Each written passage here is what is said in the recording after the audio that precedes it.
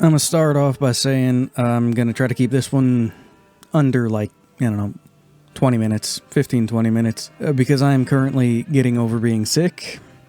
Got sick on New Year's Eve. Some flu or some shit, I don't know. Hit me pretty hard, still getting over it. Mind you, it's the 3rd, I think. I don't know, kind of lost track of the days.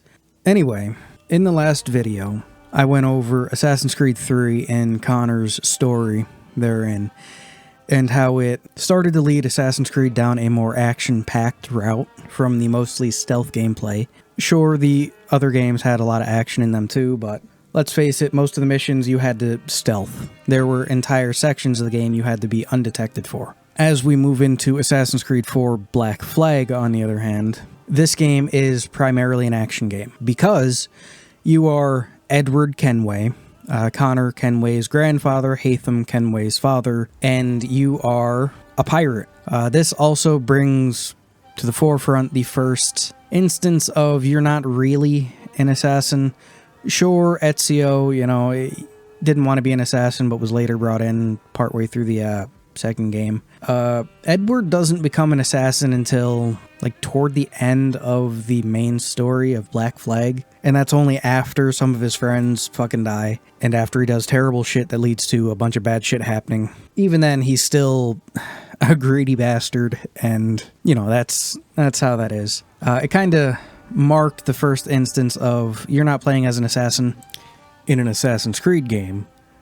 It's a reoccurring theme for quite a few of the games as of this point. So let's get into the bread and butter of this, I guess. The major change for Black Flag compared to every other Assassin's Creed game, really except for 3, is that it's set in an underdeveloped part of the world for that point in time in history. It'd be 18th century Caribbean. Some places noted down here: Havana, Nassau, Kingston, different places such as that. Not really built up cities like we've come to know from the Assassin's Creed games up until this point. Not many vertical slices that we're used to. Not the large towers we're used to from Assassin's Creed 2, or the sprawling, somewhat spread out cities of Assassin's Creed 1. This is more smaller instanced areas that we go to. Sure, there are a couple larger places, such as Havana, but even then, they're still smaller compared to the games that came before, because they wanted to put more emphasis on, well, you're a pirate. You're going to be spending most of your time on a pirate ship. The Jackdaw, in this case, Edward's ship. You spend a lot of the game just doing pirate shit. Oh, this guy's supposed to have a bunch of loot, go steal some loot. That sort of shit. The game pretty much starts off with you being shipwrecked as you were on a, I guess, privateer ship. Ended up on some island where you get marooned with a Duncan Whirlpool, I think the guy's name was, who was an assassin that was also a traitor to the assassins. Edward fights him, kills him, steals his fucking clothes, because why not? Has no idea what the hidden blades are and just kind of throws them aside. Takes the guy's identity and just kind of fucks off to try to make some money out of the deal, alright? Can't really fault the guy for that. Now you put that against Ezio, who was who started his journey as kind of a revenge story, and Connor's also fairly close to a revenge story. But Edward, compared to them, is, well, you run into Edward as an adult, right? You don't see him grow into the person he is. Where you start with Ezio as a literal baby, and then work your way up through his life, and then Connor, you start as a child running around playing hide and seek, and then go up through his life. Edward, you just get to know him as the asshole he is. The greedy piece of shit that everybody loves in this game. And it's also one of the main reasons why people say Assassin's Creed 4 Black Flag is one of the best, if not the best, Assassin's Creed games ever made. It's one of my favorite games. I gotta say, Rogue is still up there. It probably blows past it at this point, just because the way that game explains shit. Even then, it did something that was both amazing for Assassin's Creed and, in my opinion, detrimental to Assassin's Creed. It pulled it more into being an action-adventure than a stealth assassination style of game. And you have to look no further than Edward himself, right? Carries at least 2 pistols. You can upgrade him to carry 4. You know, they were going for a whole Blackbeard thing. Blackbeard was noted to carry 6 pistols on him at any given time. That way he could just keep taking pot shots at people. Edward also carries 2 swords on him, along with all of the assassin's gear and shit he collects throughout the game. He's built for action, for combat, not really for stealth. And then you have the Jackdaw, which is his ship. Cannons and swivel guns and mortars and I think fire barrels. It's either fire barrels or trailing fire. I could be mixing up Rogue and Black Flag again because they're both heavy on the ship customization at that point. Any which way, ship combat, hand-to-hand combat, that is what this game thrives on. Sure, there are stealth sections, but they're few and far between compared to the other ones, and quite frankly, they feel kind of tacked on in places. Speaking of the ship, one of the big things about it was the overall customization and upgrade potential of the Jackdaw. From simple crew quarters to, well, like I said, you could buy a fucking mortar to put on the ship.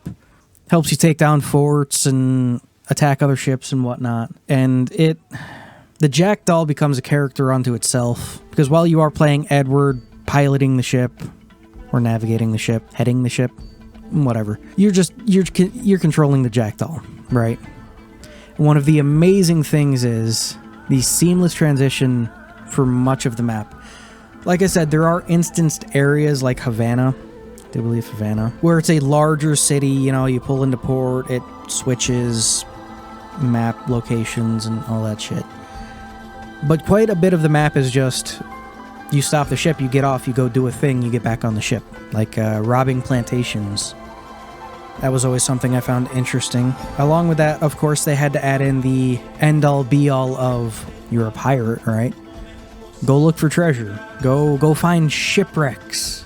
Oh, there's ships being attacked. You can either choose to join in or help save them. You can go hunt animals to get their bones, to make new weapons, to make new armor, to make new cosmetics. So the open world itself felt more alive to a point, but also more drawn thin, if you understand what I'm saying there. Of course, there also came the arbitrary refinements in melee combat and tool usage and stealth mechanics by sneaking through the jungles and hiding in the trees and whatnot. Something that should have been there for a while that was added simply because, I guess. And now that we've talked about the Ancestors arc, because Edward Kenway is a ancestor of Desmond Miles, who has been the modern-day hero up until this point, modern-day protagonist, since he is, of course, Haytham's father,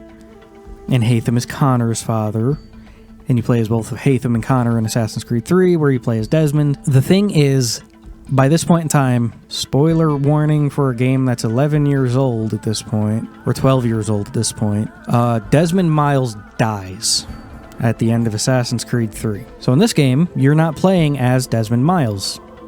In this game, you learn that Desmond Miles' corpse was collected up by Abstergo because his friends and family just decided to leave his fucking corpse in the Grand Temple for some fucking reason. It seems stupid. And they use his DNA to be able to parse through all of the assassins and Templars and shit he's related to so that they can create the Subject 17 line and have their employees use a more modern Animus, which is like a VR headset, to parse through the data so they can make, one, discoveries alluding to Isu technology, the civilization that came before, the ancients, whatever you want to call it, whilst also being able to cut together the ancestors' lives into video games that people could play, which is what they were doing, which is what your nameless employee at Abstergo is doing in this game. There are some recurring characters. You run into Sean and Rebecca from the other games.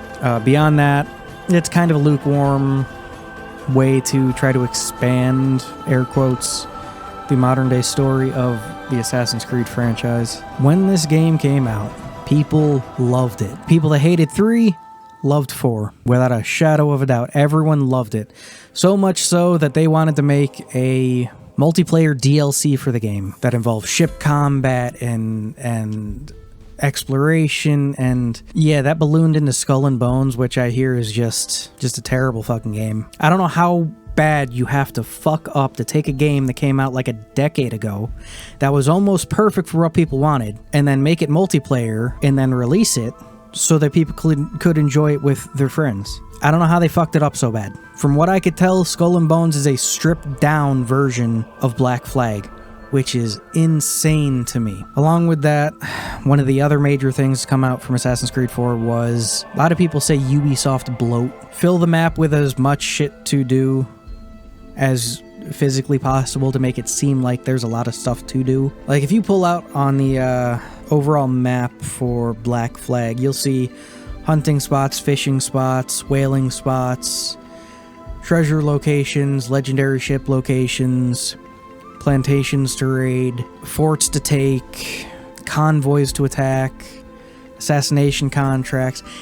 And that's just the shit I can remember from playing it, right? It was, I don't want to say shallow, because a lot of these mini games and shit and little side contracts were fun. It's just, it started the Ubisoft bloat to where they think adding more random shit to do makes it better when it doesn't, right?